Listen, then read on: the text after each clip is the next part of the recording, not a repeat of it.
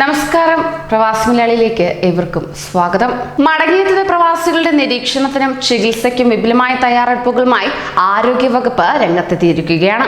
നിരീക്ഷണ കേന്ദ്രങ്ങളിൽ ഓരോ 500 പേർക്കും 10 ആരോഗ്യ പ്രവർത്തകർ എന്ന തോതിലാണ് നിയോഗിക്കാൻ പോകുന്നത്.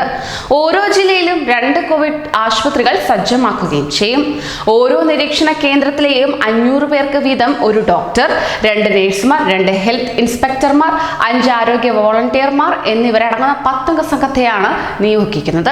നിരീക്ഷണ കേന്ദ്രങ്ങളിൽ ആയുഷ്, ഹോമിയോ എന്നീ വിഭാഗങ്ങളിലുള്ളവരുടെയും നഴ്സിംഗ് വിദ്യാർത്ഥികളുടെയും സേവനം പ്രയോജനപ്പെടുത്തുകയും ചെയ്യും.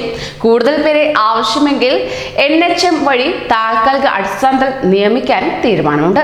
എത്ര പേർ മടങ്ങിയെത്തും എന്നതിനെ അടിസ്ഥാനപ്പെടുത്തിയാകും ആരോഗ്യ പ്രവർത്തകരുടെ വിന്യാസം. വിദഗ്ധ ചികിത്സ ആവശ്യമുള്ളവരെ കോവിഡ് ആശുപത്രികളിലേക്ക് മാറ്റുകയും ചെയ്യും.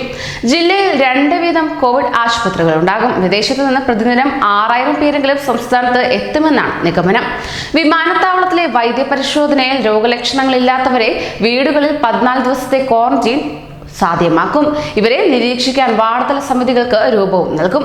അതോടൊപ്പം തന്നെ തദ്ദേശ വകുപ്പിന്റെയും ആരോഗ്യ വകുപ്പിന്റെയും പോലീസ് സംയുക്ത സഹകരണത്തിലായിരിക്കും ഈ സമിതികൾ രൂപം ചെയ്യുക. അതിനാൽ തന്നെ കൂടുതൽ കർശന നിരീക്ഷണത്തിലായിരിക്കും പ്രവാസികൾ ക്വാറന്റീനിൽ കഴിയുക. കൂടുതൽ പ്രവാസി വാർത്തകൾക്കായി ഈ ചാനൽ സബ്സ്ക്രൈബ് ചെയ്യൂ.